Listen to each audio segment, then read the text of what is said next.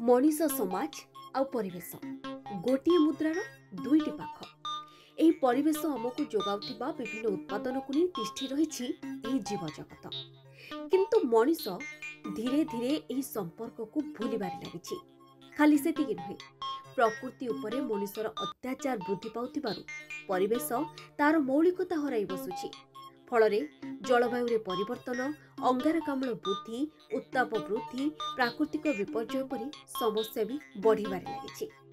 तेणु वर्तमान परिवेश प्रति शोषण बंद करिबा, आमे समस्ते परिवेश प्रति संवेदनशील हेबार, परिवेश को नष्ट करुथिबा कारक गुडी को चिन्ही आगामी पीढ़ी को गोटे सुस्थ परिवेश भेटी देबार समय आसीछि।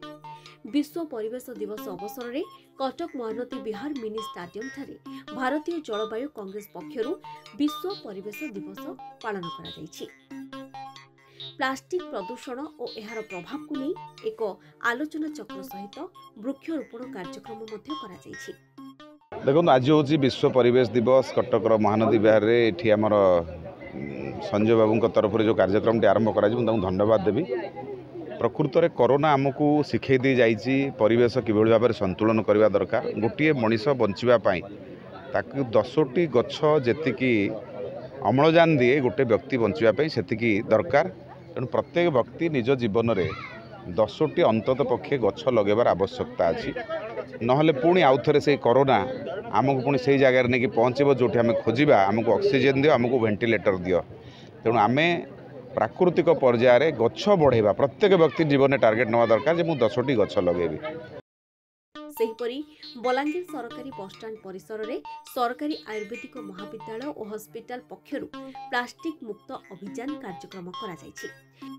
प्लास्टिक और पॉलिथिन किपरि आम परिवेश दूषित करुछि एहा उपरे छात्र छात्री मानंगो और सेठारे थिबा यात्री मानंगो सचेतनता करा जायथिला।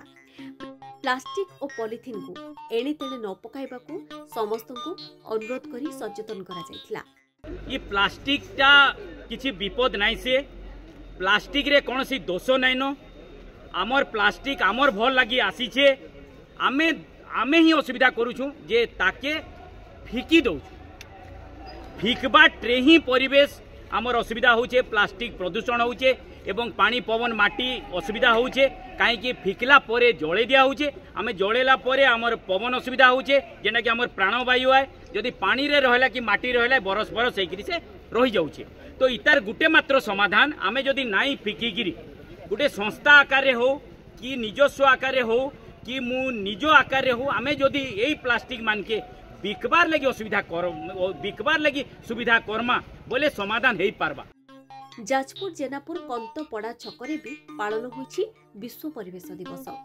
कांग्रेस रो पीसीसी सभापति भक्तचरण दास कंतपड़ा छकरे चारा रोपण करने सहित कर्मी मानक सह विभिन्न समस्या उपरे आलोचना करथिले।